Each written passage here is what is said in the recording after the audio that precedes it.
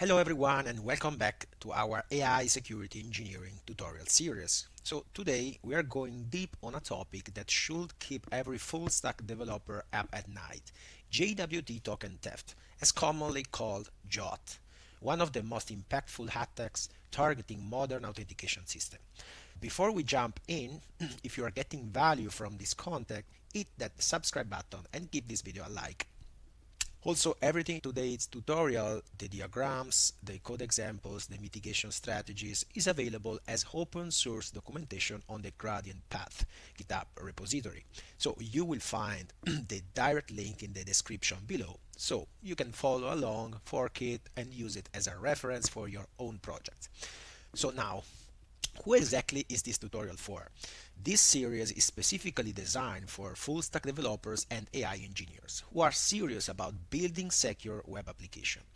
Whether you are integrating AI feature into your products or leveraging AI-powered tools to identify and address security vulnerabilities in your code base, understanding these attack vectors is absolutely essential. Security is not optional anymore, and it's a core competency. Let me give you some quick context on where we are in the broader security landscape. We are following the STRIDE threat modeling framework, a methodology developed by Microsoft that categorizes security threats into 6 distinct types. As you can see here, S for spoofing, okay, T for tampering, R for reputation, I for information disclosure, D denial of service, and E for elevation of privilege. Each category represents a different way attackers can compromise your systems. So today we are still in the spoofing category. Spoofing attacks are fundamentally about deception and impersonation, making something appear to be what is not. This includes identity spoofing, where attackers pretend to be legitimate users. JWT token theft falls squarely into this domain. It's the art of stealing a user's authentication credentials and using them to impersonate that user completely. So in this session, we will cover the complete JWT token theft landscape, from overview diagrams mapping the attack ecosystem to core concept explaining JWT structure and authentication flows, defense principles, and mitigation strategies. We'll walk through 3 real-world attack scenarios, each with attack flow diagrams, reconnaissance tooling, Python weaponization scripts, and AI-enhanced attack techniques using LLMs. For each scenario, we also see how proper defenses neutralize the threat. So one important note, all attack scripts and scenarios presented here are educational and authorized testing purposes only. So the weaponization scripts provided are proof of concept intended for use in controlled lab environments. So these scripts are provided to explain the steps and techniques an attacker might use. And while these specific scripts may not work in every environment, understanding these mechanics is crucial. So knowing how these scripts operate helps us understand the attack potential better and allows us to prepare the appropriate defenses. So this tutorial is part of a larger series where each episode focuses on a specific attack type, understanding its mechanics, its mitigation, and how can both amplify attacks and enable smarter defenses. So my goal is to cover all the major attack vectors and at the end of this journey build an agentic dust system, an AI-powered tool using Linux utilities to perform dynamic security analysis with advanced reasoning to detect vulnerabilities that traditional static scanners miss. Stick with me, so the ending will be worth it. Alright, let's get into it. Let's start with the big picture. What you're looking at here is the complete JWT token theft attack ecosystem visualized as a flowchart. Bigger, we zoom it, okay.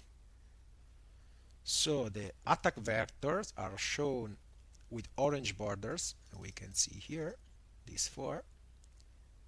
We have 4 primary vectors, says injection, which is cross-site scripting, the most common vector by far.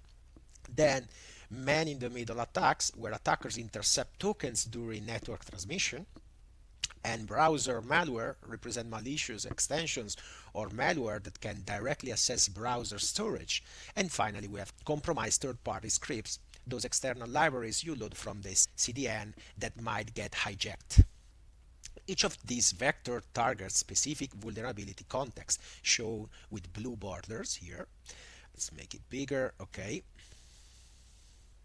Local storage and session storage are vulnerable to XSS attacks and malware extraction. Unencrypted HTTP connections expose tokens to man-in-the-middle interception. Insecure cookies, those without proper flags, can be stolen by malware or intercepted in transmit. Now look at the green bordered nodes under here, and these are our defense mechanisms. Each vulnerability context has mitigation paths flowing into it. HttpOnly cookies prevent JavaScript access, mitigating XSS-based theft from storage. The secure flag and HTTPS enforcement protect against man-in-the-middle attack. Same-site attribute prevent cross-site request forgery with stolen tokens. Content security policy blocks malicious script injection attempts. And then we have the token lifecycle defenses like token rotation, short-lived tokens, and refresh token pattern. These limit the impact window even if a token is stolen. Finally, the purple border that we can see here show the impacts if the attack succeeds. Identity impersonation, the attacker becomes you. Data breach, they access your sensitive information. Privilege escalation if your token has admin rights. And persistent access, long-lived tokens give extended unauthorized access. Every attack vector has specific context it exploits. And every context has specific defenses that mitigate it. So defense in depth means implementing multiple overlapping protections so that the failure of one layer doesn't compromise the entire system. Now let's get into the fundamentals. What exactly is a JWT token theft? It's a security attack where an adversary steals JSON Web Tokens used for authentication and authorization in modern web applications. JWTs are self-contained tokens that encode user identity and permissions, making them extremely valuable targets for attackers. Once stolen, these tokens can be used to impersonate legitimate users without needing their actual credentials. No password required. According to OWASP, this attack falls under multiple categories including 807/2021 identification and authentication failures, and the injection when XSS is the theft vector. So the common weakness enumeration categories is under CWE 522 for insufficiently protected credential, CWE 311 for missing encryption of sensitive data, and CWE 79 for cross-site scripting when that's the vector used.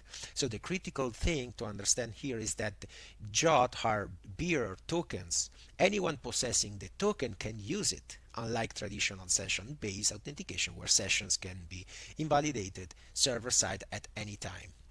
Stateless JWT remain valid until they expire. This is both their strength and their vulnerability.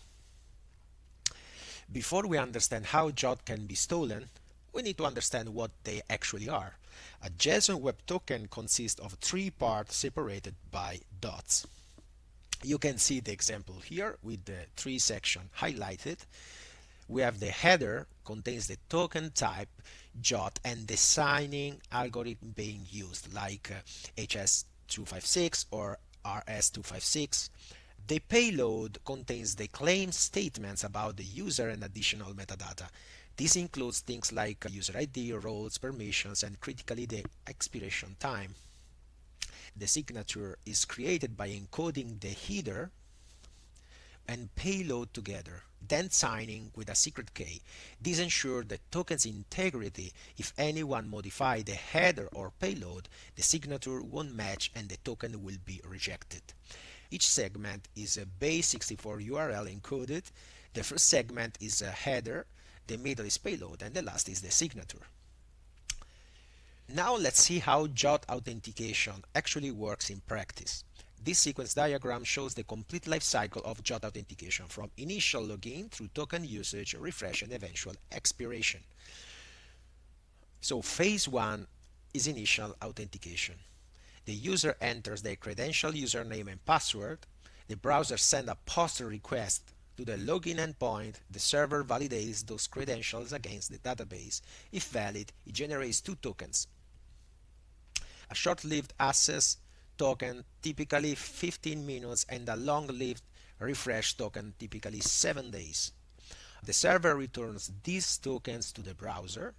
The access token might go in the response body or HTTP-only cookie, while the refresh token should always be in a HTTP-only cookie for security. So the browser stores the access token and the user sees a successful login redirect to their dashboard. So phase 2 is assessing the protected resources.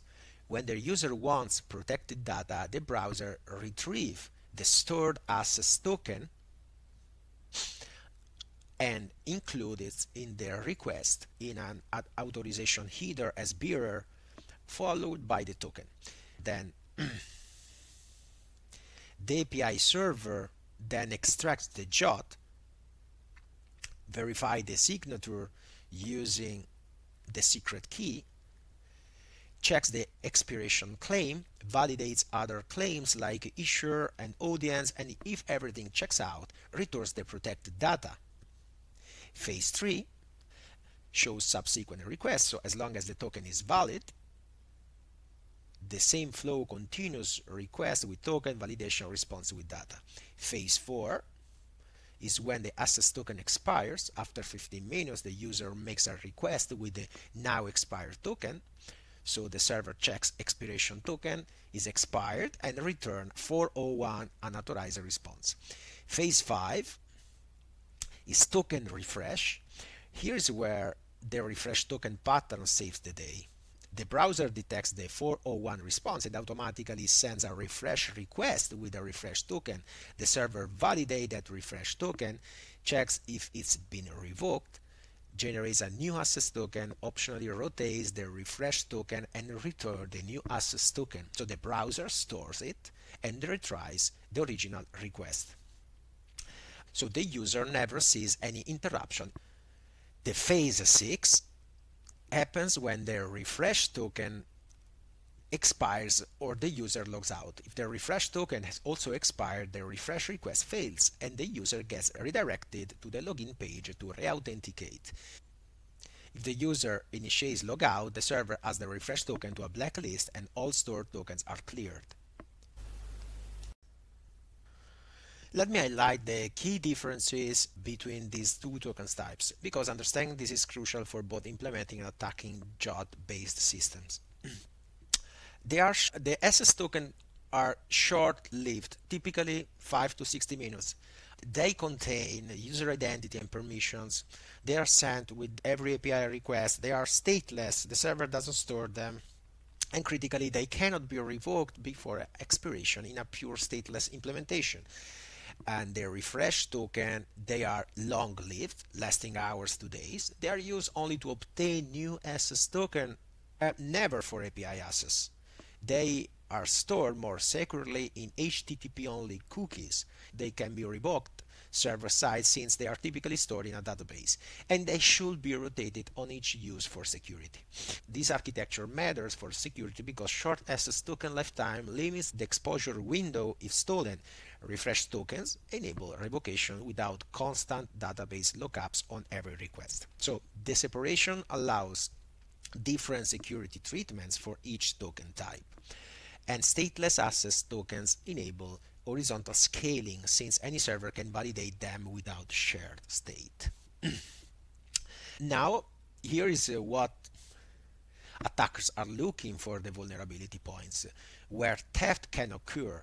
First, during initial token transmission. If not over HTTPS, tokens can be intercepted. Second, while stored in a browser, local storage, session storage, or cookies each have different exposure profiles. Third, during API requests, so the token in the authorization header is visible and to anyone who can intercept the request. Fourth, through XSS, if tokens are accessible to JavaScript, malicious script can steal them. And fifth, via malicious browser extensions with storage access, so they can read the local storage and non-HTTP only cookies directly.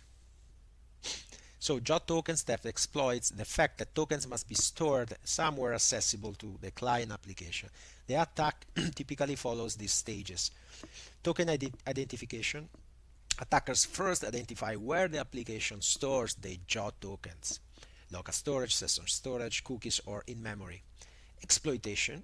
Using various attack vectors, the attacker gains access to the stored token. XSS-based theft involves injecting malicious JavaScript that reads token storage. Network interception captures tokens transmitted over insecure connections. Malware extraction uses browser extensions or malware to access storage directly. Third-party compromise exploits vulnerable third-party scripts that have storage access. Then we have the token extraction, where the attacker exfiltrates the token to their own infrastructure, often disguised as analytics or legitimate traffic.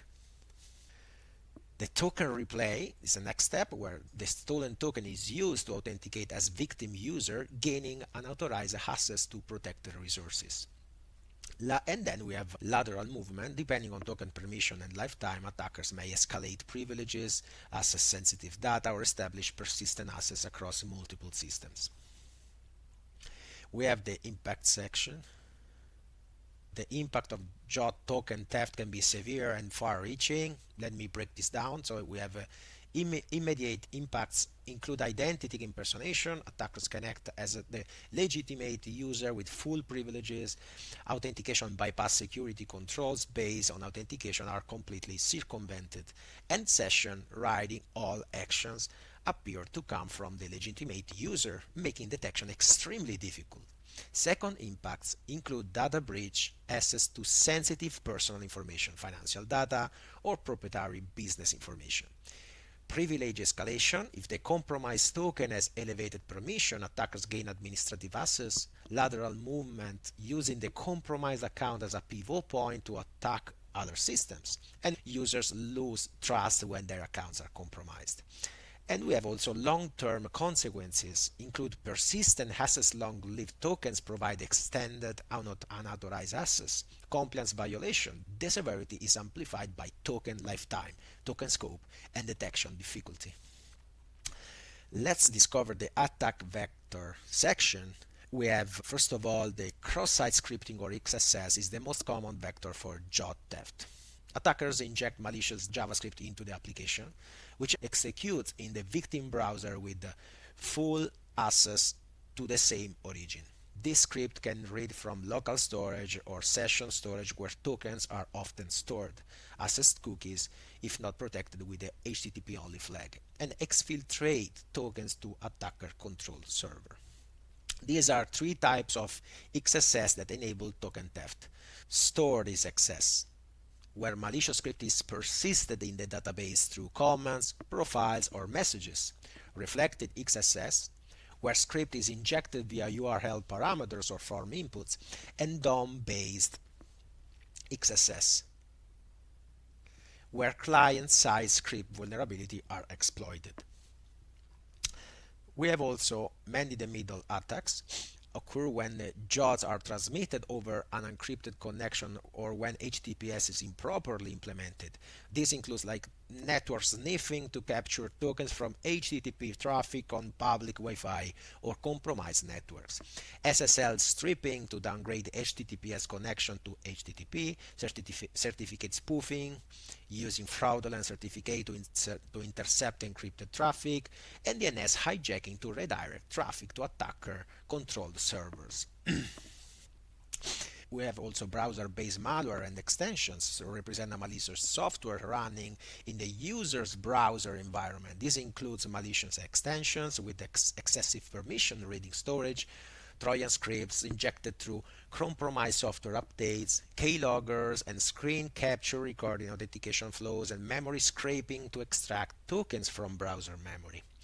We have also compromised third-party scripts are particularly dangerous because modern web applications integrate numerous third-party services. Supply chain attacks can compromise CDN hosted libraries or NPM packages. Malicious analytics scripts can be modified to exfiltrate tokens. Advertising networks can inject token stealing code through malvertising. And compromised tag management system can access storage through tag managers. We have also insecure storage practices come from application design choices that expose tokens. Local storage persistent means tokens survive browser sessions and are accessible to all scripts. Session storage remains vulnerable to XSS attacks during active sessions. URL parameters means tokens URLs get logged in browser history and server logs, and cookies without the secure flag get transmitted over HTTP. Let's talk about the defense principles. Now let's talk about how to defend against these attacks. There are 6 core protection principles you need to internalize. First of all, principle 1, secure storage. Tokens must be stored using the most secure mechanism available.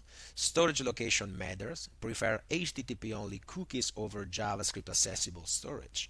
Consider encrypting tokens in any client storage. Store tokens only as long as necessary. Keep access tokens separate from refresh tokens with different security properties. The rationale is that the storage mechanism is your first line of defense. If tokens cannot be accessed by malicious scripts, many attack vectors are immediately neutralized. Principle 2. The least privilege. Tokens should contain minimal necessary permission and information. Use narrow scope tokens should grant only the permission needed for specific operation. Include only essential user information in the payload. Use the shortest practical token lifetime. Consider separate tokens for different resources or operation. The rationale is that limiting token capabilities reduces the blast radius of a successful theft. The next principle is a defense in depth. Multiple layers of security protect against token theft. Combine storage security, transmission security, and runtime protections. Use multiple techniques that protect against different attack vectors. Design system to fail securely when protection fail. Include monitoring to detect and respond to theft. The rationale is that no single defense is perfect. Multiple overlapping protection ensure that the failure of one layer doesn't compromise the entire system. Principle 4, secure transmission. Always use HTTPS for all token transmission. Use HTTP strict transport security to prevent downgrade attacks. For high security context, PIN certificate to prevent man in the middle. Never pass token in URL when they can be logged. Principle 5, time-limited validity. Tokens should have the shortest practical lifetime. Use short-lived access token to minimize the window of opportunity for attackers. Implement refresh token rotation. Change refresh tokens on each use to detect theft. Enforce absolute timeout maximum session duration regardless of activity. And idle expired tokens after periods of inactivity. Principle 6, runtime verification. Go beyond token signature verification with binding verification. Bind tokens to specific clients or contexts. Implement behavioral analysis to detect anomalous usage patterns. Use geolocation checks to flag tokens used from an unexpected location. And device fingerprinting to detect token used from different devices. Let's get into the specific mitigation techniques. The HTTP only and secure cookies. Store JWT tokens in cookies with HTTP only and secure flags enabled. HTTP only prevents JavaScript from accessing the cookie, while secure ensures transmission only over HTTPS. Here is how it works. The server sets the JWT in a cookie with the HTTP only flag during authentication. The browser automatically includes the cookie in request to the same origin. JavaScript cannot read or modify the cookie, blocking XSS-based theft. The secure flag prevents transmission over unencrypted connections. This provides elimination of XSS-based token theft from storage, automatic handling by the browser, reducing implementation errors, and protection against man-in-the-middle attacks when combined with secure flag. The limitation is that it's vulnerable to CSRF attacks, which require the same site attribute. Best practices include always combining HttpOnly with secure flag, adding same site attribute as strict or lax, setting appropriate path and domain attribute using the host prefix for additional security, and implementing CSRF tokens for state-changing operations. The second technique is same-site cookie attribute. This controls cookies are sent with the cross-site request. Same site equal to strict means the cookie is never sent with cross-site request. Same site lax means the cookie is sent with top-level navigation but not with the Ajax or image requests. Same site known means the cookie is sent with all requests but requires the secure flags. This prevents CSRF attacks by default with strict or lax, limits cross-site token leakage, and works automatically without additional code. We have then the content security policy. CSP is a browser security mechanism that restricts which resources can load and execute on a web page. The server sends a CSP header defining allowed script sources, so the browser blocks inline script and the unauthorized external script. This prevents execution of injected malicious code and can be configured to allow only trusted domains. We have then the short-lived access token with refresh tokens. Use short-lived JWT access token of 5 or 15 minutes paired with longer-lived refresh tokens.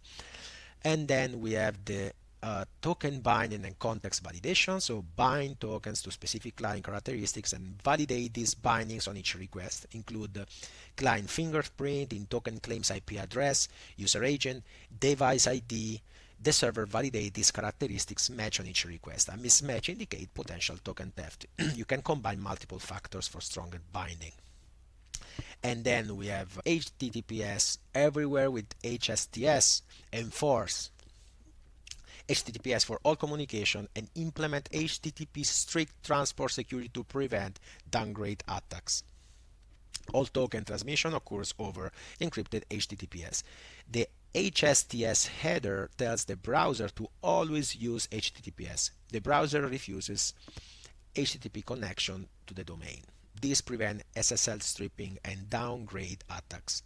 So best practice include enabling HSTS with the max age at least 1 year, including subdomains in HSTS policies, submitting domains to HSTS preload list, using strong TLS configuration with 1.3 or later, and redirecting all HTTP to HTTPS at infrastructure level.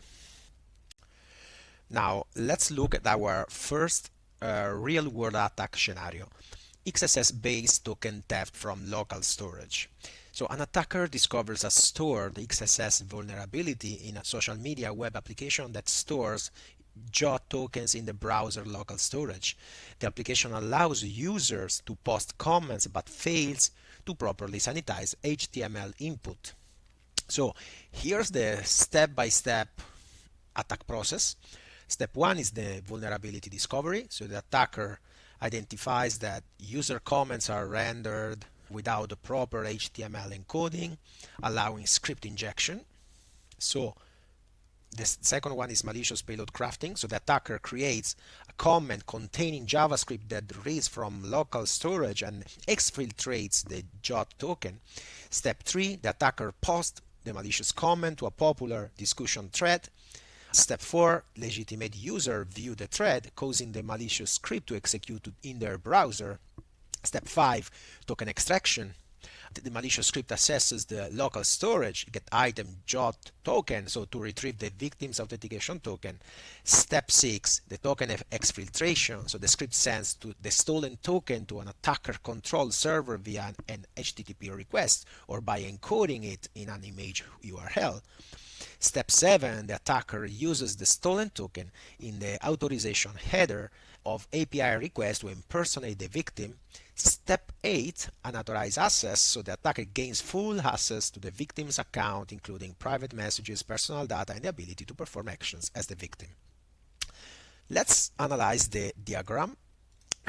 We make it bigger. Okay, first of all, looking at the sequence diagram, you can see that the flow visualized. So the attacker sends a post request with the malicious comment containing the XSS payload to the vulnerable server.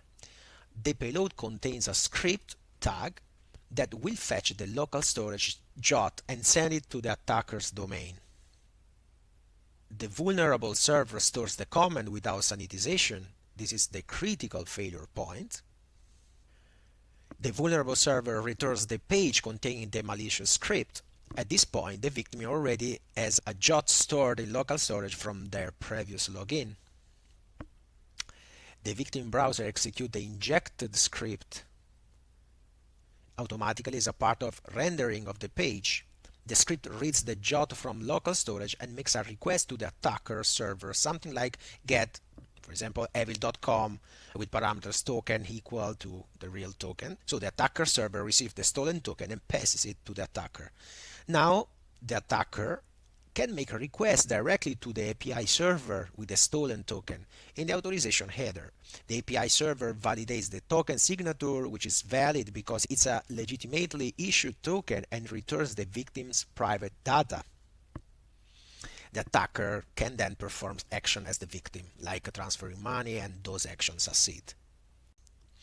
For reconnaissance in XSS-based token theft attacks, the primary tools is Burp Suite with its active scanner and DOM invader extensions. So Burp Suite is an integrated platform for performing security testing of web application. Its active scanner module automatically probes for XSS vulnerabilities by injecting various payloads into input fields, URL parameters, and HTTP headers.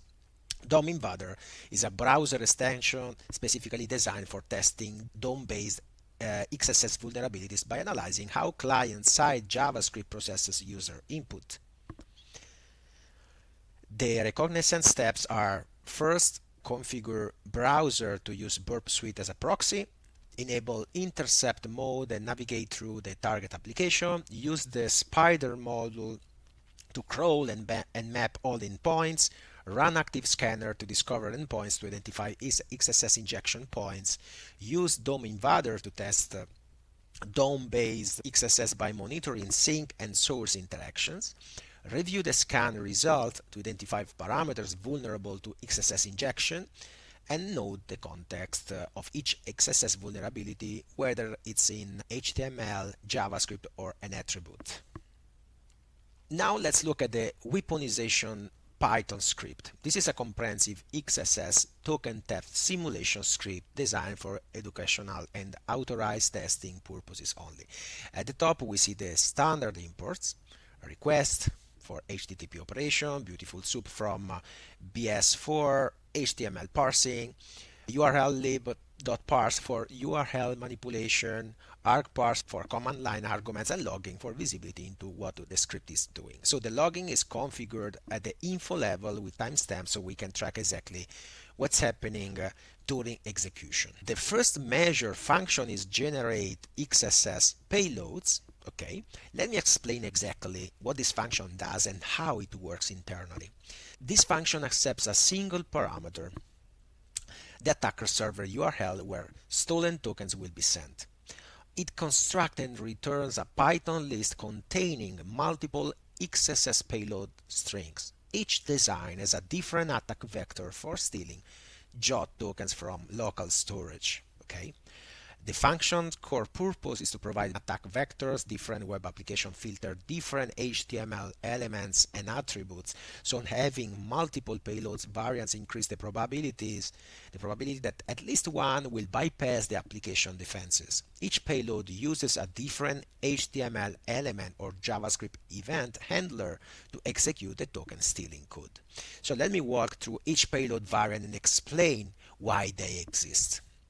The first payload here is a basic script tag injection. So the simplest form, script and fetch. Okay, this directly injects a script that calls fetch to exfiltrate the token, as you can see here. The second payload uses an image tag with an one error handler. Okay, this is important because some filters block script tags but allow image tags. The one error attribute fires when the image fails to load, and since we set the source equal to x, it will always fail. Okay, so the third payload uses an SVG onload event as an alternative vector for CSP bypass attempts. It also uses the BTOA to base64 encode the token before sending.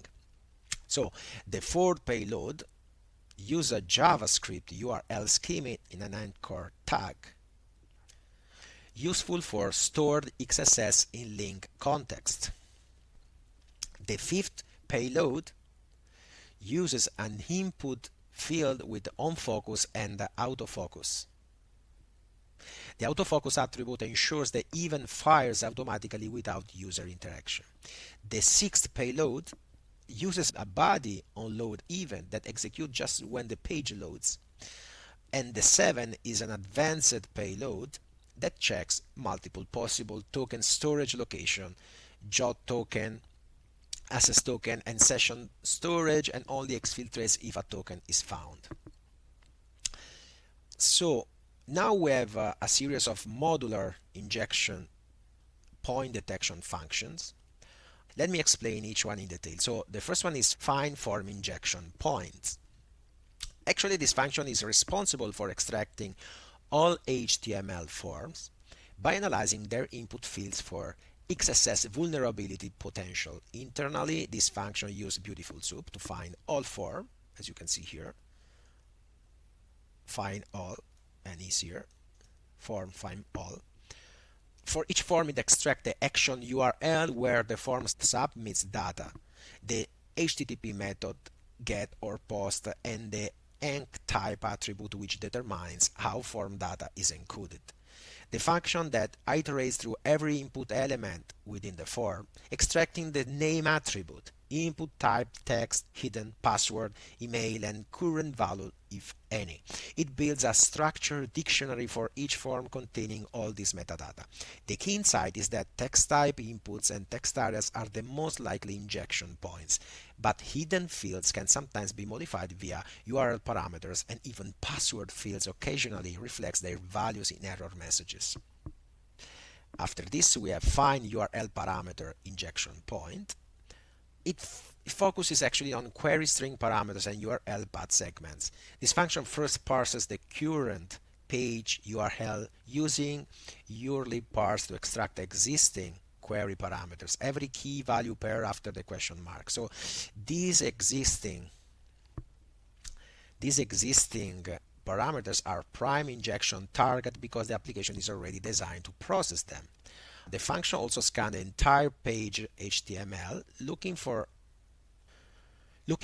anchor tags with the href attributes containing query parameters, as you can see here. This reveals how the application constructs a URL internally, exposing parameters that might not be visible in the current URL but are used elsewhere in the application. It returns a comprehensive list of all discoverable URL-based injection points. And then we have find header injection points.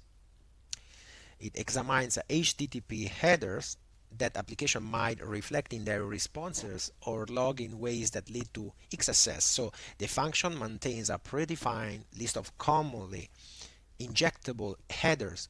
X-forwarded form may appear in access log rendered in admin interfaces. Cookie parse might be reflected. Accept language sometimes used to display local information, and custom X headers that application might echo.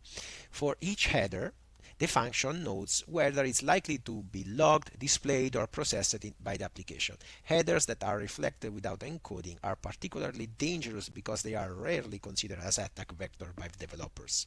Find event handler injection points actually identifies existing inline event handlers in HTML that could be exploited or extended. This function searches for over 70 different JavaScript event handler attributes like onClick, on mouse enter, and so on mouse leave, on mouse move. For each element with an event handler, the function analyzes the handler's JavaScript code looking for dangerous patterns like eval calls, inner HTML assignment, document and direct DOM manipulation that might incorporate user input. These existing handlers can sometimes be extended through attribute injection, or their presence indicates the developer's comfort with inline JavaScript, suggesting potential security gaps elsewhere. And then we have find WebSocket injection points. Actually, it scans JavaScript code for WebSocket connections that might be vulnerable to message injection. It looks for several patterns: direct new WebSocket, constructor calls, socket.io, initialization via IO or IO connect. The function extracts the WebSocket URL and analyzes whether messages are processed securely. WebSockets that receive message and directly insert them into the DOM without sanitization are particularly vulnerable. An attacker who can inject into the WebSocket stream can achieve persistent XSS. The function checks the accept attribute to see what file types are allowed and flags uploads that accept SVG, HTML, XML, or use wildcards. It also notes whether the file name might be reflected in the response, enabling file name based XSS attacks. After this, we have find post message injection points. It's critical for modern single page application. This function scans JavaScript for window.postMessage handlers. It's a code that listens for messages from other windows or iframes, so the key security check is whether the handler validates the message origin. If the code contains add event listener message but lacks event.origin checks, it's vulnerable. An attacker can host a malicious page that opens the vulnerable application in an iframe and sends carefully crafted message that get processed as trusted input. So the function flags this handler and notes whether origin validation is present or absent. We have also find template injection points. Looks for both client-side and server-side template syntax that could be exploited. For client-side frameworks, it searches for Angular, Vue, double curly brace syntax, React JS6 expression, HTML directives which render raw HTML and dangerously set inner HTML in React.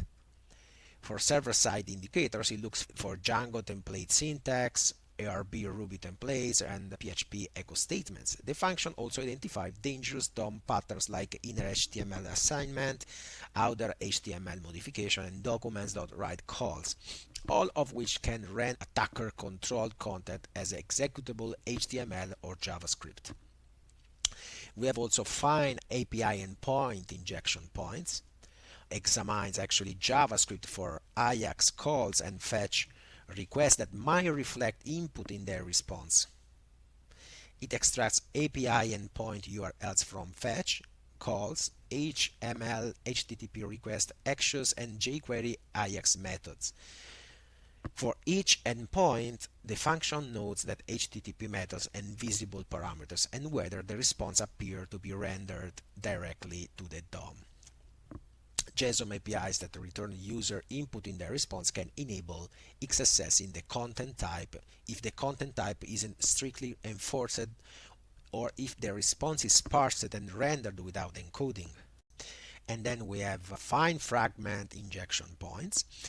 Actually, it searches for JavaScript that processes the URL hash, the part after the symbol for potential DOM XSS. Many single-page applications use the fragment for routing or state management. If code reads location.hash and uses in inner HTML, it's vulnerable. So the function identifies distinct patterns and knows whether the fragment value is sanitized before use. Fragment-based XSS is particularly dangerous because the fragment isn't sent to the server, so the server-side logging and WAF never see the attack payload. And then we have defined storage injection points. Identify code that reads from local storage or session storage and renders it unsafely. This creates a subtle but powerful attack vector. If an attacker can get malicious data into storage via one vulnerability, it might be rendered and executed later via another code path. So the function searches for local storage, get item, session storage, get item calls, then traces whether the retrieved value flows into inner HTML, document write, or other dangerous things, combined with another XSS vulnerability that writes to storage. This enables persistent attacks that survive page reloads. So the master find injection points function is the orchestrator that ties all the category-specific detection functions together into a cohesive attack surface mapping operation. Internally, this function first creates an HTTP session to maintain cookies and headers across requests. It then fetches the target page content and parses it into a beautiful subDOM tree. The raw HTML is also preserved for pattern matching in JavaScript code. So the function then systematically calls each of the 11 specialized detection functions we just covered, passing the parsed DOM or raw HTML as appropriate. Each specialized function returns its findings in a structured format, and the master function collects our result into a comprehensive dictionary. The returned dictionary is organized by category forms, URL params, headers, event handlers, WebSocket, file uploads, post message, templates, API endpoints, and fragments and storage. So each category contains a list of discovered injection points with their metadata. So the function also generates a summary object containing counts for each category, total number of injection points found, and a timestamp. So this summary provides a quick overview of the attack surface before diving into specific findings. So we have multiple detection techniques for comprehensive vulnerability assessment. These detection functions work together to determine whether injected payloads are reflected in responses and in what context they appear. We have detect exact reflection is the most straightforward. It checks if the exact payload appears unchanged in the response body. The function performs a simple string search, and if it finds an exact match, this is high confidence that the input is reflected without any sanitization. The function returns a boolean indicating whether the exact payload was found along with the position in a response where it appears. We have detect URL encoded reflection, handle cases where the application URL encodes user input before reflecting it. So the function URL encodes the payload using URL lib parse quote and searches for this encoded version. Finding URL encoded reflection is still exploitable in many contexts, especially when the encoded output ends up in a JavaScript context where the browser will decode it. We have also detect each HTML entity reflection, checks for HTML entity encoded version of the payload. This indicates the application is attempting sanitization by converting character like this character, a character like this. While this often prevents exploitation, context matters entity encoded payloads inside JavaScript strings or even handler attributes may still be interpreted by the browser. We have detect case variation reflection. It handles the case insensitive reflections. Some applications normalize input to lowercase or uppercase before reflecting. The function generates common case variation of the payload and search for each. If found, this reveals the normalization pattern which can inform payload crafting. Detect partial reflection actually is more sophisticated. It checks if portion of the payload are reflected even when the complete payload is not. So the function breaks the payload into substring to test each one. Partial reflection often reveals what characters or patterns are being filtered, providing clues for constructing bypass payloads. And then we have detect context-aware reflection. It's particularly powerful because it doesn't just find a reflection. It determines the HTML context where the payload appears. So the function parses the response HTML and locates the injected content, then analyzes the surrounding DOM structure. It identifies whether the payload landed inside a script block where it's treated as JavaScript, inside an HTML attribute where breaking out requires closing quote, inside an HTML comment where it can escape, inside a style tag where expression or URL might execute code, or in the regular HTML body where script tags work directly. For each context, the function assesses exploitability and determines what escape sequence will be needed to execute JavaScript. This context awareness is crucial because a payload that works in the HTML body won't work inside an attribute without closing the quote first. Detect error-based reflections, looks for JavaScript syntax errors in the response that might indicate the payload is being processed as code. If injecting a malformed JavaScript snippet causes a syntax error message, this confirms the input reaches a JavaScript context. The function searches for common error patterns like syntax error and expected token or similar. And we have detect timing based reflection, analyzes the response time differences that might indicate payload processing. Some applications process certain inputs differently. For example, running them through an interpreter or evaluating them. So the function compares response times for benign input versus payload input. Significant timing differences can reveal code execution even when there is no visible output. We have detect DOM pattern indicators. That takes a different approach. Rather than testing for reflection, it analyzes the page's JavaScript for dangerous sync patterns. It searches for code where tainted sources like location.hash, document.referrer, or post-message data flow into dangerous syncs like inner HTML, eval, document.write, or outer HTML. These patterns indicate DOM XSS vulnerability that don't require server-side reflection. We have also detect security header weakness, evaluates the server security headers to assess the overall XSS defense posture. It checks for content security policy, the most important defense, XSS protection legacy, browser protection, and X content type option prevents MIME sniffing. Missing or weak CSP headers significantly increase the likelihood that found XSS vulnerabilities are exploitable. The function returns a detailed assessment of each header's presence and strength. Now we have a category-specific XSS testing function that combines injection point discovery with detection techniques for each attack surface type. For example, test form XSS.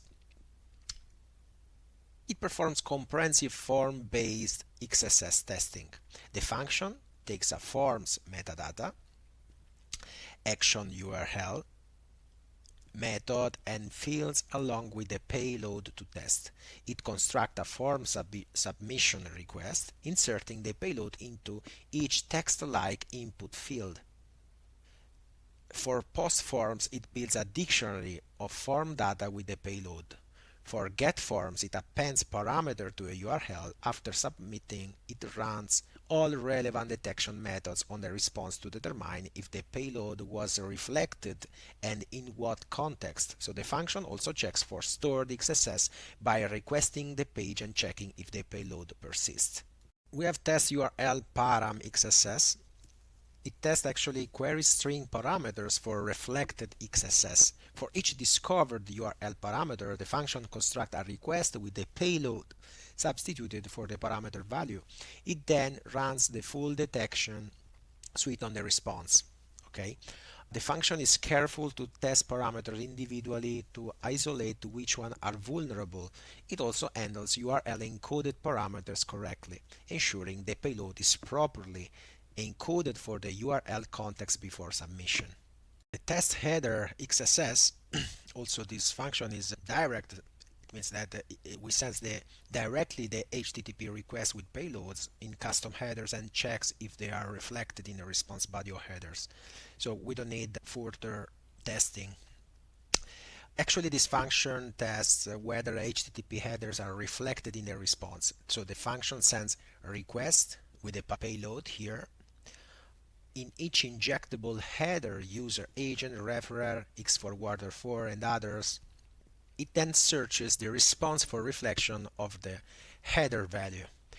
Header XSS is particularly dangerous because developers rarely consider headers as a user input, leading to less sanitization. The function flags any reflected headers along with the context where they appear. And then we have the test API XSS. Also in this case, the testing mode is direct. We don't need browser testing or separate testing. Actually, this function focuses on JSON APIs, which require special handling. So the function sends API requests with payloads in JSON bodies and query parameters, then analyze the JSON response. If it checks whether JSON responses contain unescaped payloads, if so, and if the content type header is incorrect or missing, XSS may be possible. The function also checks for JSON-P endpoints where callback parameters can inject script. Additionally, it looks for cases where API responses are rendered into DOM without proper encoding. And then we have test file upload XSS. For this function, the manual approach is required because this function actually does not actually upload files. It analyzes the file input fields and generates malicious payloads, SVG with download, HTML with script, or malicious file names that you must manually upload and verify if they execute in the browser when viewed rendered. Then we go to test WebSocket XSS. It analyzes WebSocket implementation for injection vulnerabilities. The function identifies WebSocket endpoints and message handling code, then assesses whether received messages are sanitized before being rendered to the DOM. It also checks whether WebSocket connections are secure, WSS protocol, and whether the origin is validated on the server side. Insecure WebSocket implementation can enable persistent XSS attacks where malicious messages trigger script execution. Also in this case, we need a manual test. This function analyzes only the WebSocket configuration but does not establish actually WebSocket connection. It identifies insecure WS endpoint and message handlers. Okay, manual browser testing with DevTools or WebSocket client is needed to inject payloads and verify execution. After this, we have a test post-messages XSS, also here manual required. This is crucial for modern single-page applications. This function identifies window.postMessage handlers and tests whether they validate the message origin before processing. If origin validation is missing, meaning the code lacks check like event.origin not equal to HTTPS, and return. The function flags this as a critical vulnerability. It then generates a complete exploit HTML file that an attacker could host on their domain. This exploit opens the vulnerable application in an iframe and sends carefully crafted post message call that inject malicious content. And then we have test template XSS. Target actually client-side template injection vulnerabilities. The function tests Angular side expression like constructor.constructor, which can execute arbitrary code in Angular applications. It also tests Vue.js, HTML directives, React dangerous set inner HTML, and server-side template syntax. For each framework detected, it generates framework-specific payload designed to escape the template sandbox. We have also test fragment XSS. Targets DOM XSS via the URL hash. Since the fragment isn't sent to the server, these vulnerabilities are entirely client-side. The function generates URLs with malicious fragment and provide instruction for testing, since fragment-based XSS required a browser to execute. So it identifies JavaScript code that reads location.hash and traces whether that value flows to dangerous sinks.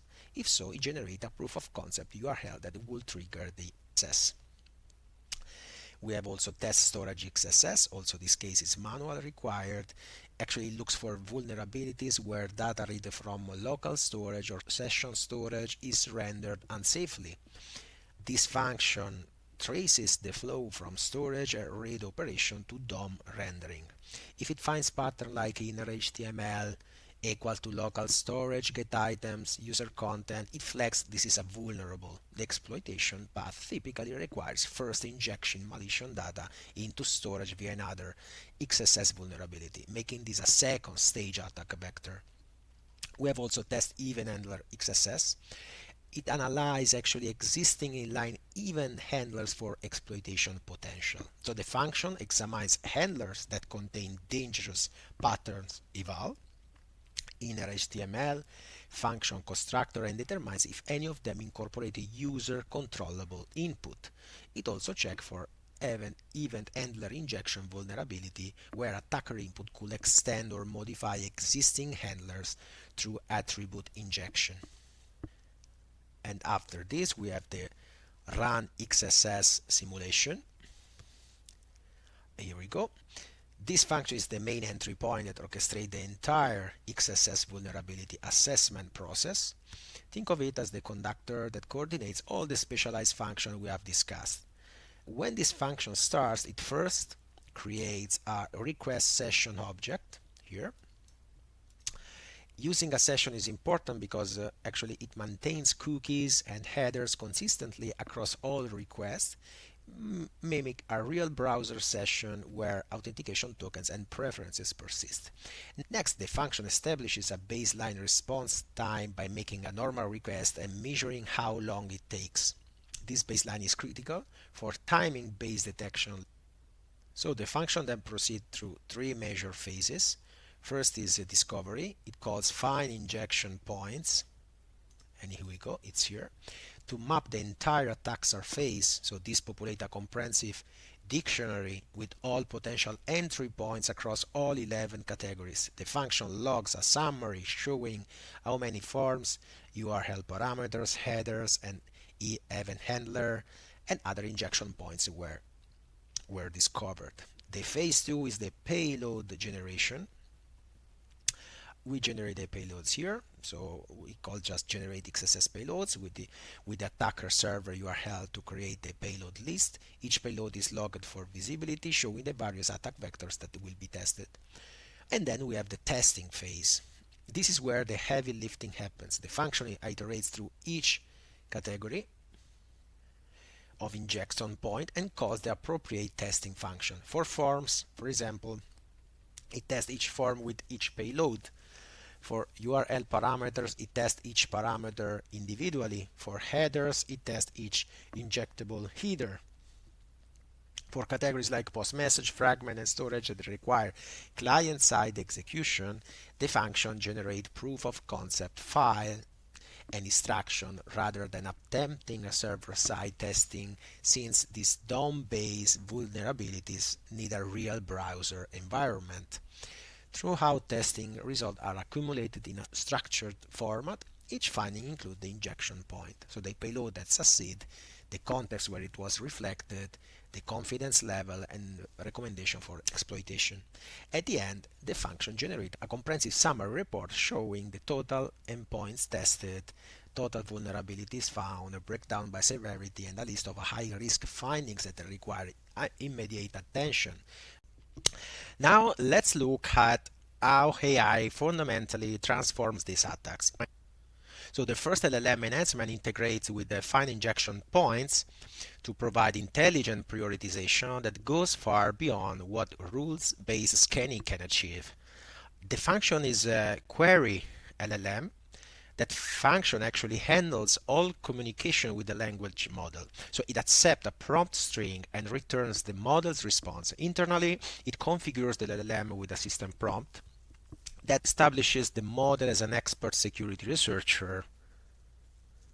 We have LLM prioritize injection points. This is the function where the actually intelligence happens. It takes the raw injection point data from find injection points and transform it to a prioritized attack plan.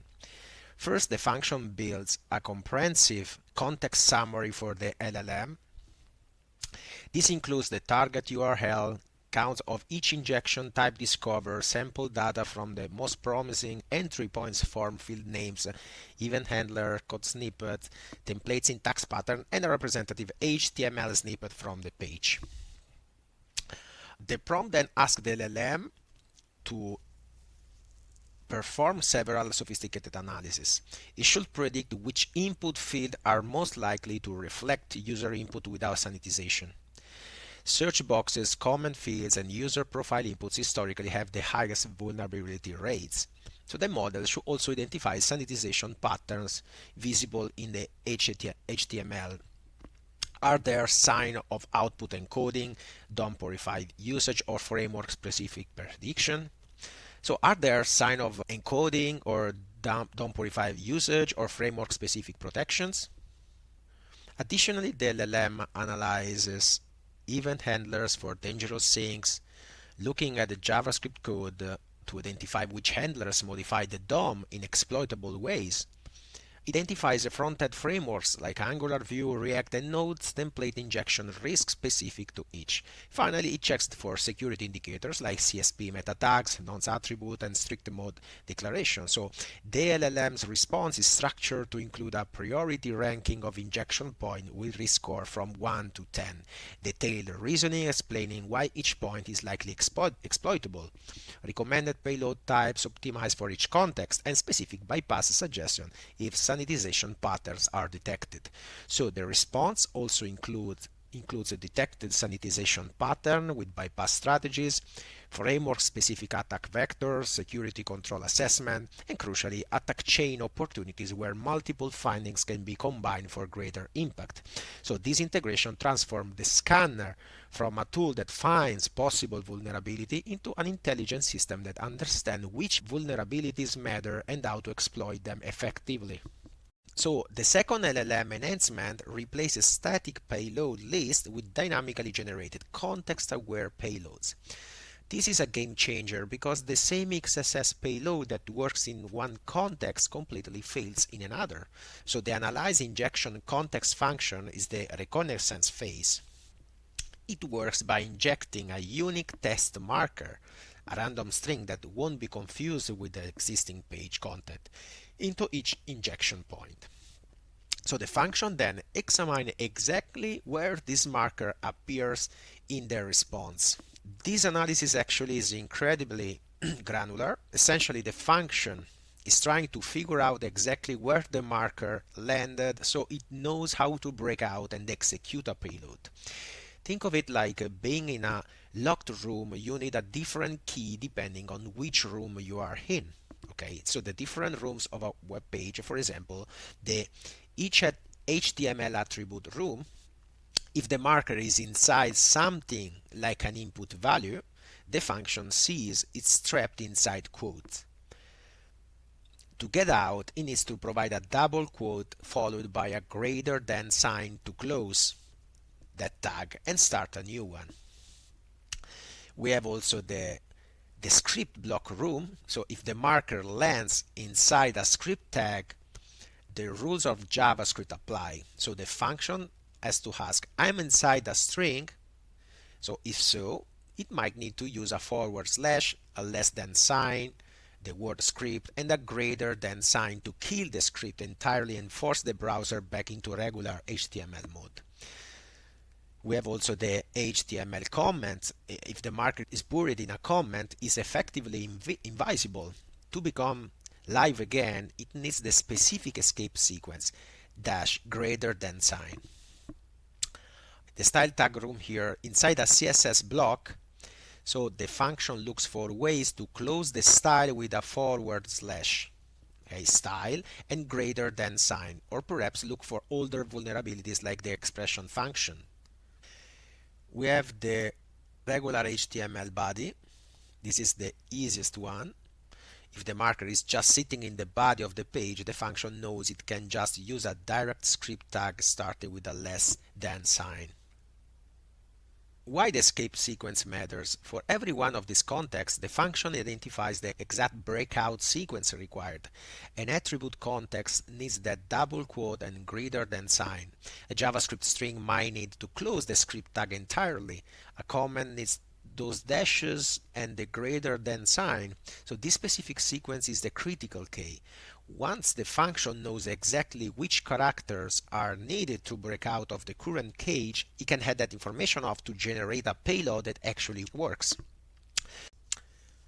So the LLM generate context payloads takes this context analysis and asks the LLM to generate payloads specifically optimized for the situation. So the prompt provides the context type, the required escape sequence, the surrounding code snippet, and the token storage location to target.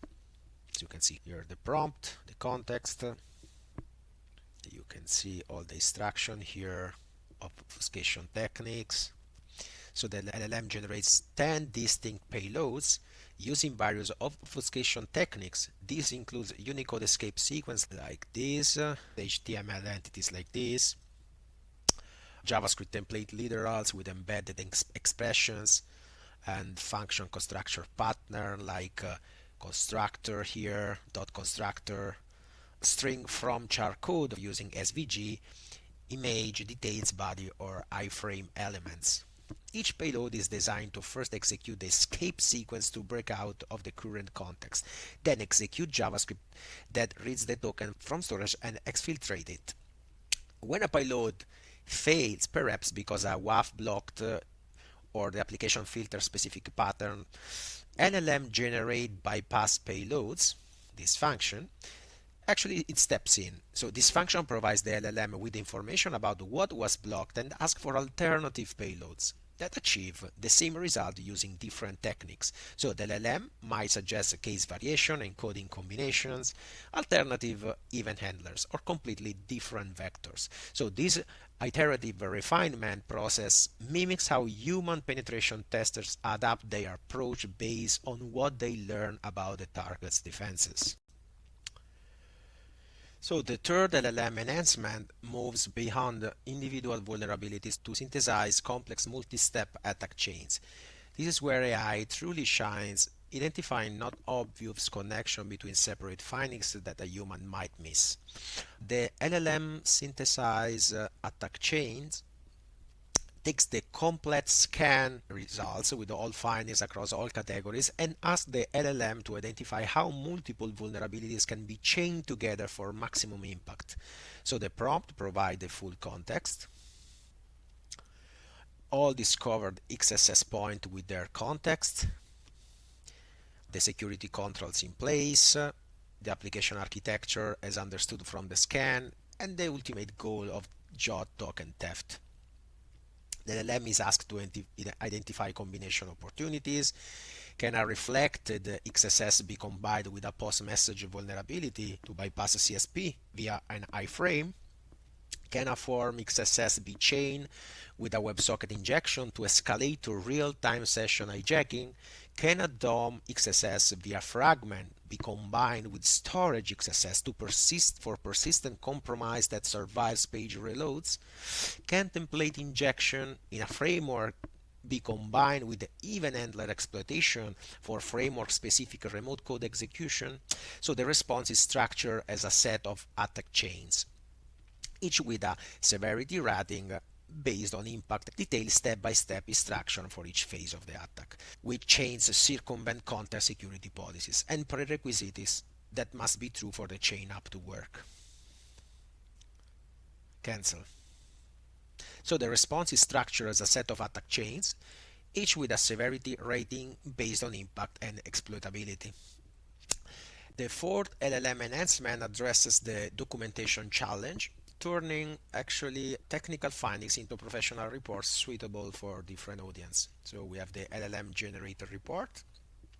It transforms the raw scan result into comprehensive penetration testing reports. Rather than simply listing findings, the LLM understands how to communicate security issues effectively to different stakeholders.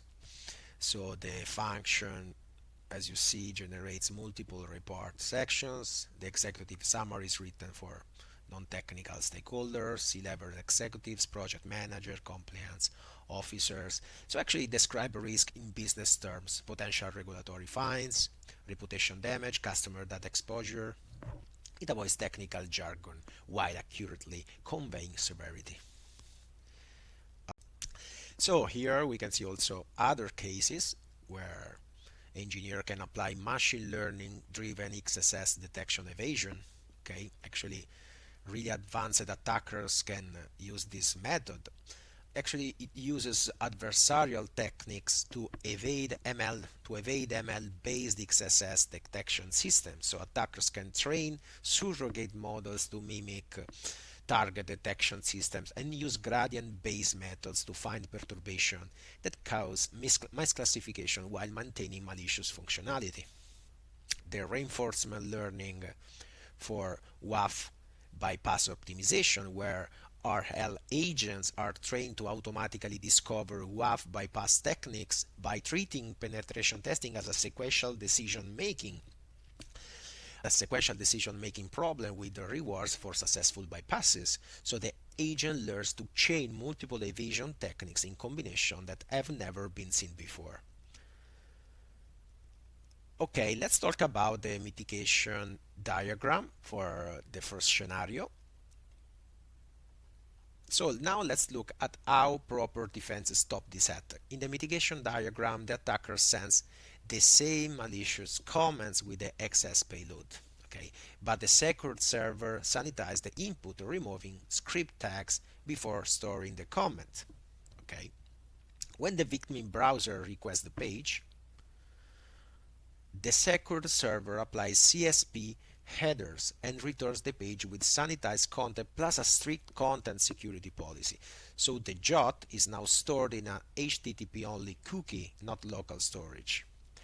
Even if some malicious script somehow executed, CSP blocks it. Okay. Even if CSP failed, the script cannot access the HttpOnly cookie. The token is protected, and if an attacker somehow obtained the token through another means, when they try to use it from a different context, the API server validates token binding, checking IP address, and user agent detects the mismatch, rejects the request, logs the security event, triggers an alert, and invalidates the associated refresh token.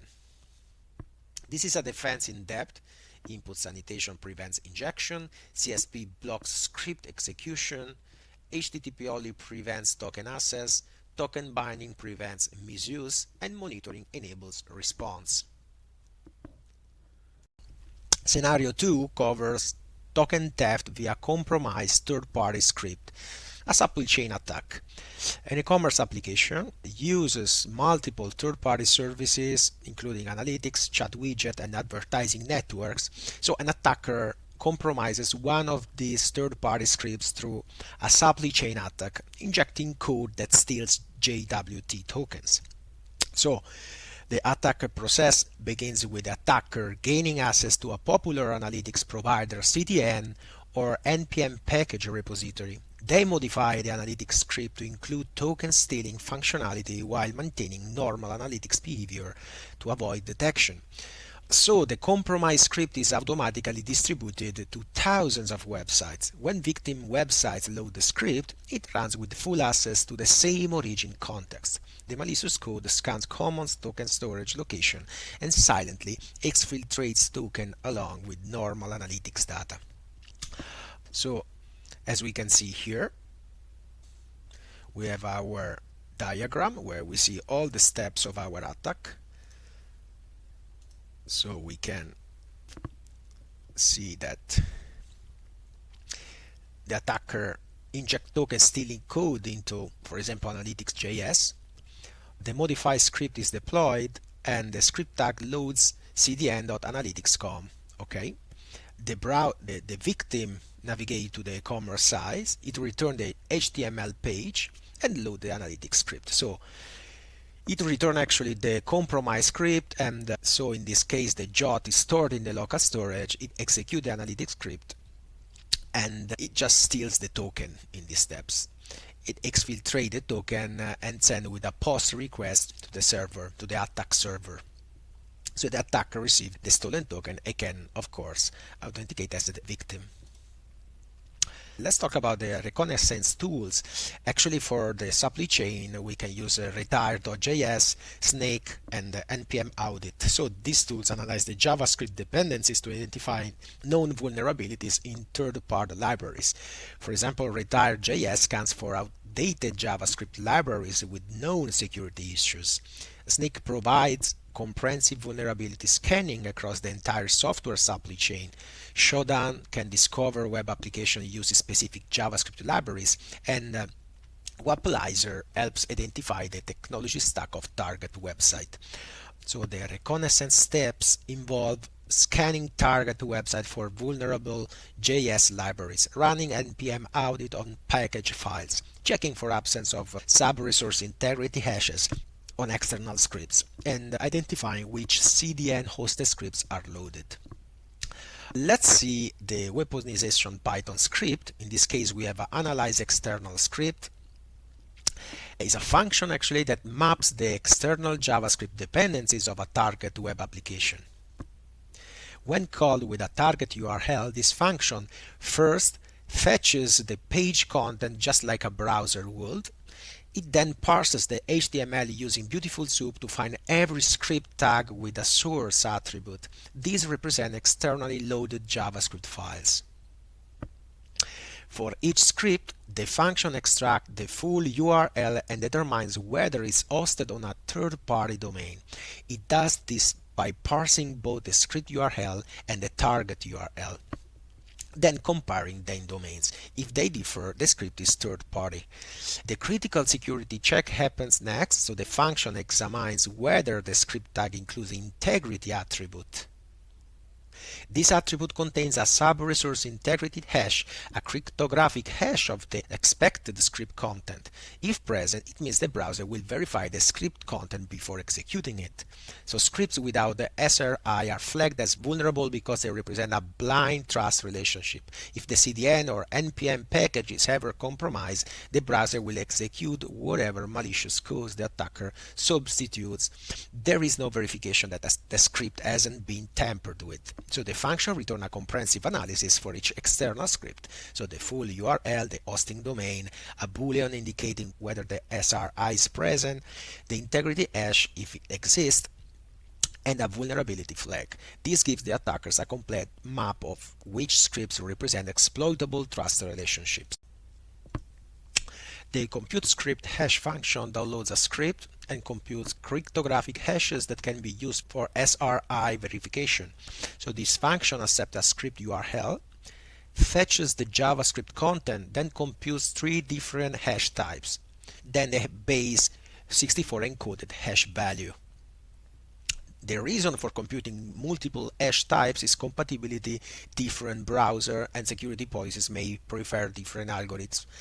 Attackers can compare the compute hash against no-good hashes to detect if a script has already been modified by another party. The computed hashes can also be used to track script version over time. If a script hash changes unexpectedly, it may indicate a compromise or just a legitimate update that wasn't announced to downstream consumers.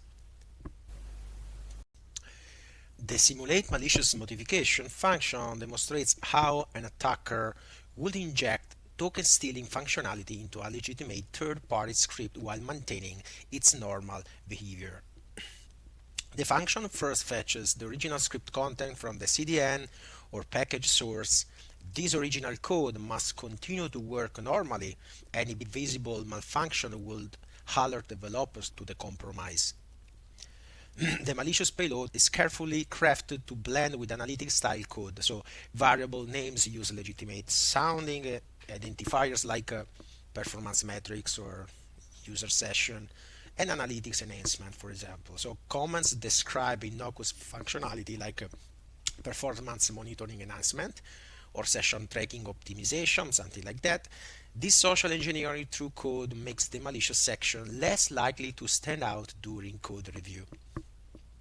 The payload logic checks multiple possible token storage location, JWT token, SS token, out token, or directly token key, and similar variation in both local storage and session storage. So when a token is found, the code validates it's substantial longer than 20 characters to avoid exfiltrating garbage.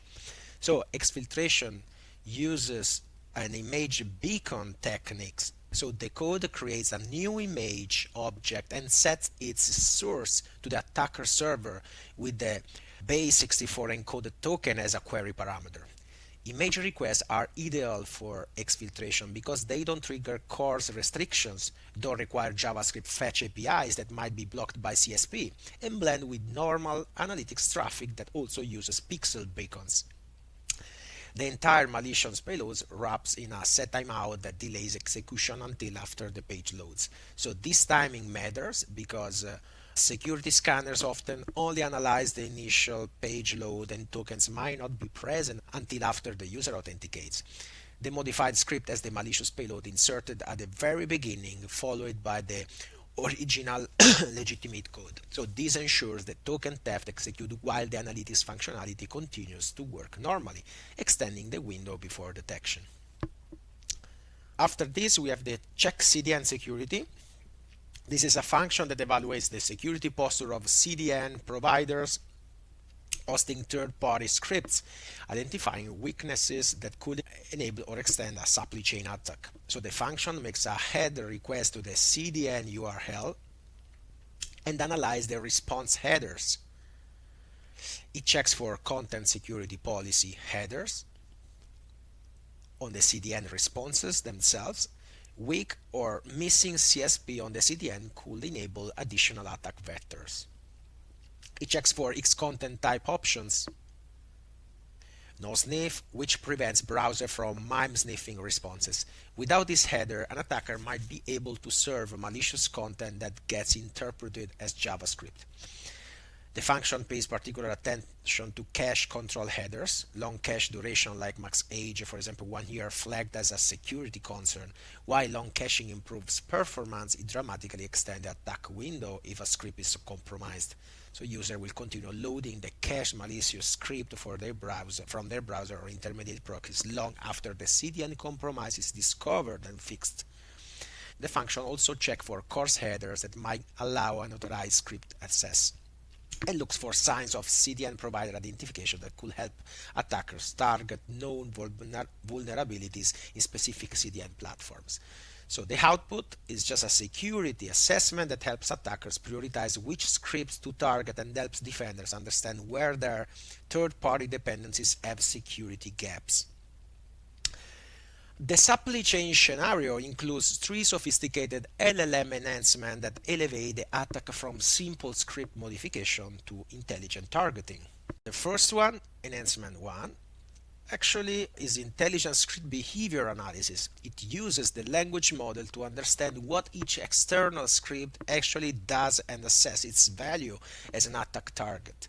So the function feeds script content to the LLM and asks it to identify the script purpose. Is it an analytics library or a UI framework, a payment processing SDK, an authentication library, or something else? So different script types have different access levels and different exfiltration opportunities. The LLM also analyzes the code for sensitive API access pattern. Does the script read from local storage or session storage? Does it access document.cookie? Does it make fetch or XLM HTTP request calls? These patterns indicate that what data the script can access and how it communicates externally. So the function calculates an attack value score with detailed reasoning. A payment SDK that already assesses storage and makes external calls is far more valuable than a simple animation library. So the LLM also identifies obfuscation patterns that might hide existing malicious functionality and detects when scripts load additional third-party dependencies, creating nested supply chain relationships. After this, we have the LLM prioritized targets, just a function that takes all the analyzed scripts and ranks them by attack priority, considering attack value. ease of exploitation, reach to other sites using the same script, and stealth potential.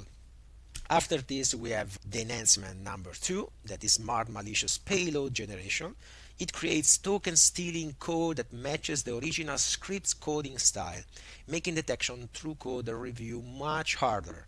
So the function provides the LLM with a sample of the original script and asks it to generate malicious code using the same patterns, variable naming conventions, commenting style, function structure, and code organization. If the original uses camel case, the payload uses camel case. So if it has extensive JS doc comments, the payload has similar documentation. So the generated payload includes anti-debugging measures that detect when DevTools are open and modify behavior to appear legitimate during inspection. Execution is delayed strategically, and exfiltration uses subtle methods that blend with the script's normal operation. After this, we have the LLM generate polymorphic variants. It goes further by creating multiple functionally equivalent versions of the payload. Each variant achieves the same token theft using completely different code structure, defeating signature-based detection systems. We have the enhancement number 3, that is CDN vulnerability intelligence. It gathers and synthesizes threat intelligence about CDN providers and specific library version. So the function queries the LLM with the CDN provider, with a name and with the library version, and asking for no security incidents, past compromises of this CDN, known CVEs affecting this library version, and assessment of supply chain risks, including how many maintainers the package has, whether there are typo-squatting variants attackers have registered, and whether the package has been abandoned. This intelligence actually helps attackers identify the most promising targets and helps defenders understand the risk profile of their dependencies. After this, we have additional AI and ML techniques. So this document describes additional enhanced techniques for supply chain attacks. We have ML-based supply chain vulnerability prediction, for example. It uses models trained on historical vulnerability data to predict which third-party packages are likely to contain exploitable vulnerabilities in the future. Graph neural networks model the complex dependency relationships in the NPN ecosystem. We have also the LLM-generated polymorphic malicious code that we already saw in the previous example, that uses LLMs to generate countless variations of token stealing JavaScript that maintain malicious functionality. And we can also use adversarial ML for detection evasion in package registries. It uses adversarial techniques that craft malicious packages that evade automated security scanning system used by NPM and PYPI. The mitigation for supply chain attacks focus on, first of all, sub-resource integrity, SRI. You use actually the SRI hashes on all external script tags. When the browser loads the script, it calculates the hash and compares it to the expected hash. If they don't match, meaning the script just was modified and the browser refuses to execute it. Another mitigation is the strict content security policy. So if you configure CSP to whitelist only specific trusted script sources and block data exfiltration to unauthorized lanes using connect source. We use also HttpOnly cookie storage. Even if third-party scripts are compromised, they can access tokens stored in the HttpOnly cookies. And also the script isolation. You load actually third-party scripts in sandboxed iframes with restricted permission when possible. If you see also this mitigation diagram, when the compromised script is loaded here and the browser calculates the hash, there is a hash mismatch. So the browser, in this case, refuses to execute the script. Even if the script somehow executed, the token is in local storage because it's in an HTTP-only cookie.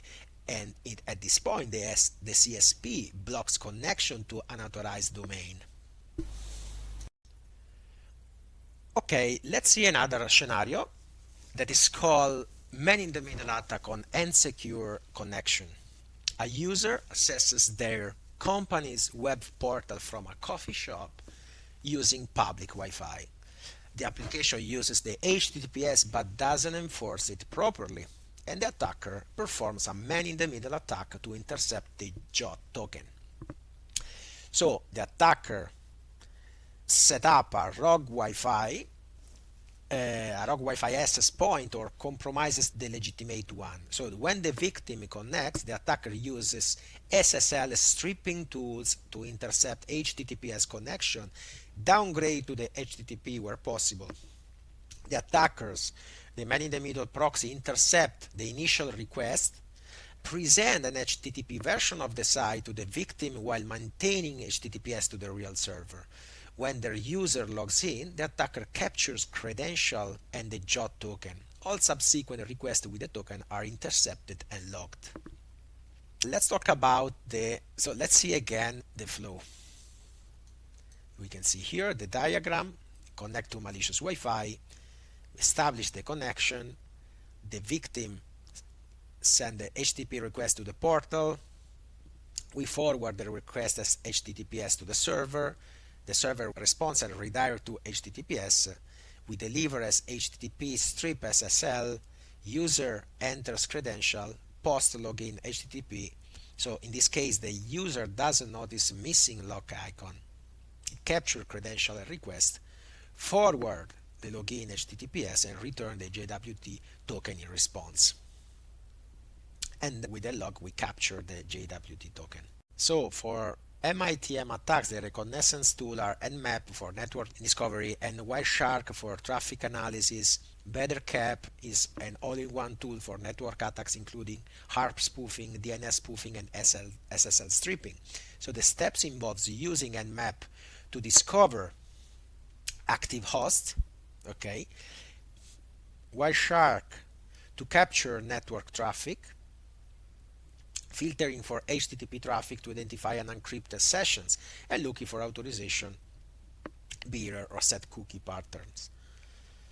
So let's see this weaponization script. Let's tear this script apart line by line. So this is just a script, it's sort of machine that alters how the network perceives reality. We need to understand physics of that machine. So the script relies on Skepi, that is this library, which is basically a Swiss Army knife for packets. When you see code like header or ARP, like this case, that's a Skepi unique syntax.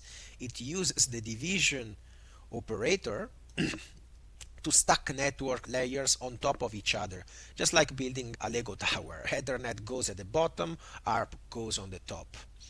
The first part is the get MAC. Before we can lie to a target, we need to know who they are. The getMAC function performs a legitimate lookup. We create a broadcast packet, okay, that addresses the network equivalent of shouting to everyone in the room, okay. We stack an ARP request on top, PDST is equal to EP, the target protocol address. We use the function SRP send receive packet strictly for layer 2 packets, Ethernet. So if we were working at layer 3 IP, we'll use SR. Okay, this distinction is critical in Skepi. So this function return a tuple of answered or unanswered packets. We grab the first answered source hardware address HWSRC.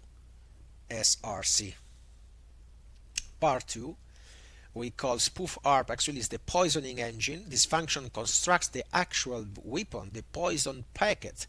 The first part is a HARP hop equal to 2. So in HARP, hop equal to 1 is a request. Who has hop 2 is a reply. Okay. Normally you only reply when asked. Here we send unsolicited replies. Actually the lie is in this part. So look at the fields carefully. PDSTD is equal to target IP. So it means is the message for the victim.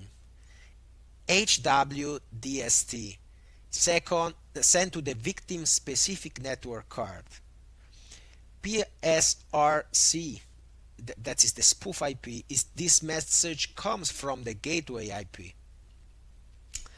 So we don't set the src, we don't set the source MAC, Skepi automatically fills this with our machine's MAC address. So the result is that the victim receives a formal letter signed from gateway IP, but the return address on envelope is your MAC address.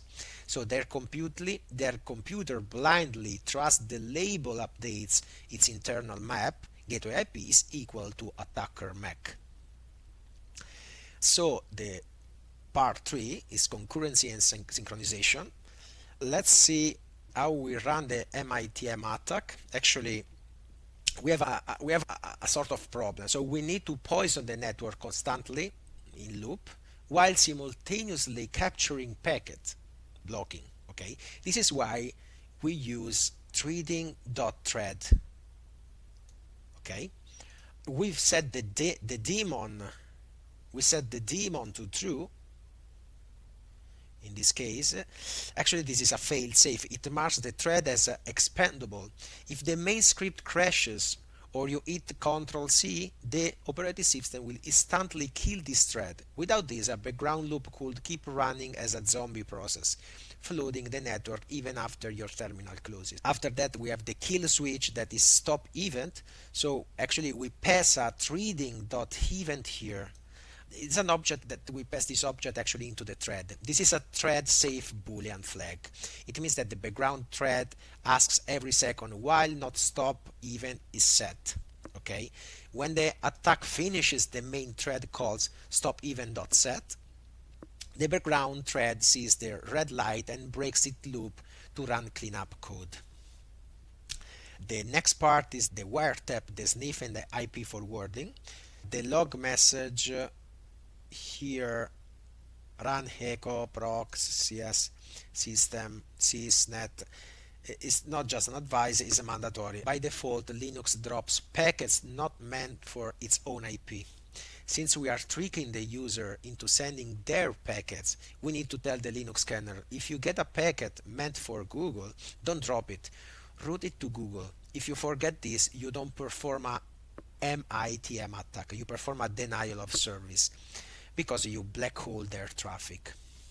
The filter that we have here, that is sniff, host target TP and TCP port 80, this actually uses the BPF, the Berkeley packet filter syntax. It's extremely efficient because the filtering happens kernel side, not in Python. So our script only wakes up for relevant packets unencrypted web traffic. After that, we have the token extraction, that is in extract JWT from packet. It's this function here. This is just the final payload logic. We check that the packet has layer HTTP request. For the authorization header, actually, we hunt for bearer, okay, bearer token. We strip the first 7 chars bearer and checks the rest. There is also the cookie part. We use the regex because there is no standard name for a JWT cookie. And then we have the validation. Actually, we use isValidJWT, that actually this function, we can find it here, is crucial. It's just a noise filter. It checks if the string has exactly 3 parts separated by dots, header, payload, signature. And if they are valid base64 URL, this prevents us from getting excited about random session IDs or garbage data. So this script is not just code, it's a demonstration of how fragile network trust really is. By manipulating a few fields in a protocol design, actually in 1982, we completely redirection the flow of information. If you want to talk about AI and ML enhancement for this specific scenario, we can use ML optimized victim targeting. So we can use, for example, ML models to analyze public Wi-Fi network characteristics and identify high value targets. For example, LSTM networks identify patterns in user behavior to predict when user authenticate to banking or enterprise application. We can use the deep learning for encrypted traffic analysis. We use the neural networks trained on TLS traffic metadata to identify authentication flows without decrypting content. So the model can detect when users are actively authenticated based on packet sizes, timing, and flow characteristics. We can use also the AI-driven SSL stripping, optimize SSL stripping attacks by learning which techniques evade the browser security warnings. It generates convincing certificate variations that minimize user suspicion. We have also active reinforcement learning for adaptive attack parameters. So we can use a reinforcement learning agent to dynamically optimize attack parameters, harp spoofing rate, packet injection time, and learning from each interaction to maximize success while minimizing detection. Let's talk about the mitigation for this scenario. The mitigation for MITM include HTTPS everywhere, so with redirects at the infrastructure level. Okay, so you configure a server to redirect all HTTP requests to HTTPS at the infrastructure level, load balancer and CDN. Another is the HTTP strict transfer security HSTS to instruct browser to always use HTTPS. Also, we use the HSTS preloading, so enforcement happens even on first visit. We have also secure cookie flag to prevent transmission over HTTP. So in the mitigation diagram, actually, when the browser, okay, has an HSTS preload entry, it automatically upgrades to HTTPS. Okay. When the attacker present a fake certificate, the browser validates it and immediately rejects the connection, displaying a security warning.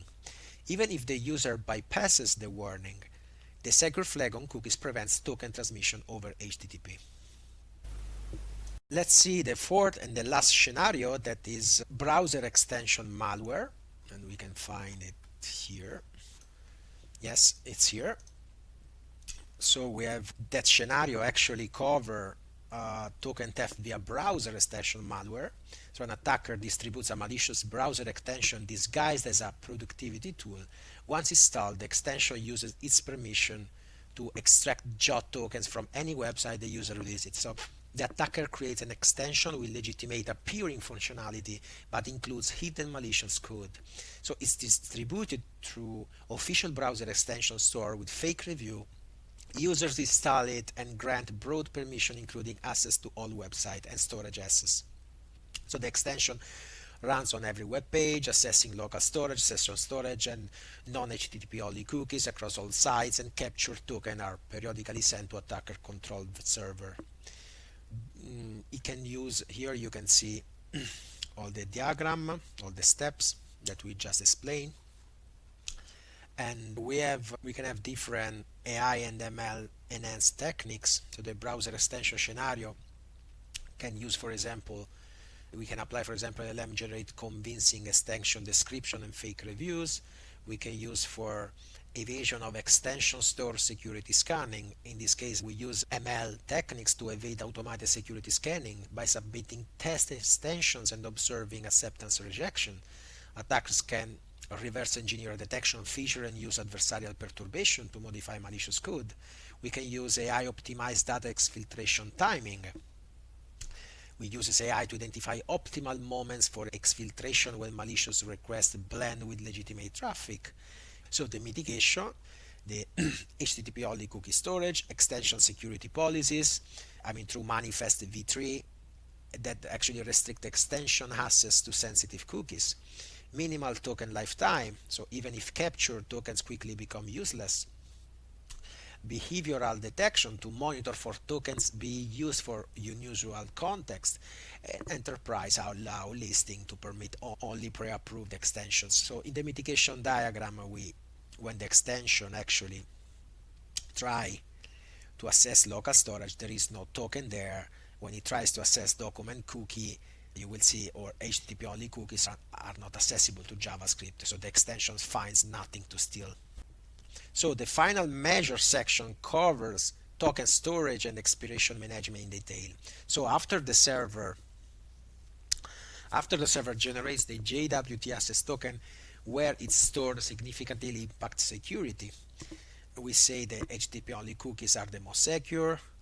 About the in-memory JavaScript variables, They are actually are secure against persistent attacks but provide poor UX since they are lost on page refresh and remain vulnerable to XSS during the active session.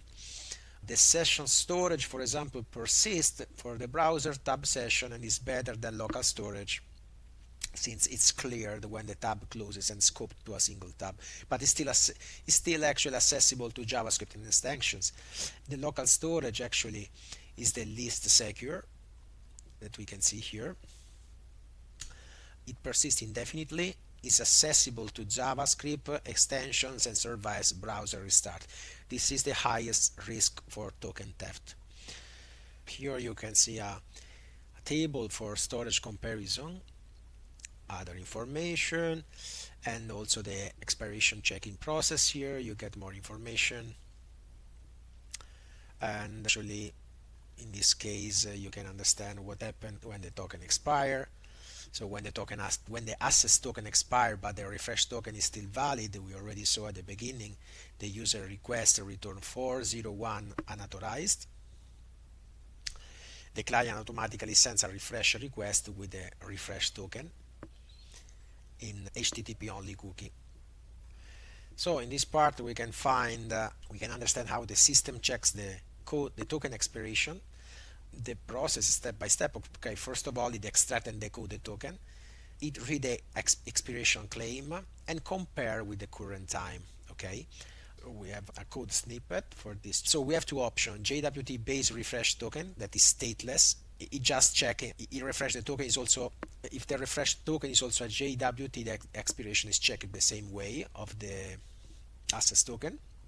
The second option is a database store refresh that is stateful, of course. You can see the refresh token are stored in the application database, and we just perform a database lookup and compare the expiration time with the actual time.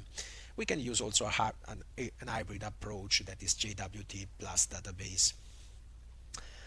And yeah, so JWT token theft represent a significant security threat due to the bare nature of token and their widespread use. So the attack can be executed through multiple vectors, including XSS injection, man-in-the-middle attacks, browser malware, and compromised third-party script. So organizations should implement multiple overlapping protections and stay current with the evolving attack techniques. Regular security audits and penetration testing remain essential for maintaining a robust JWT security posture. So, thank you for watching this comprehensive deep dive into the JWT token theft. Don't forget to check out the Gradient Path GitHub repository for all the materials covered in this tutorial. Subscribe for more AI and security content, and I will see you in the next video.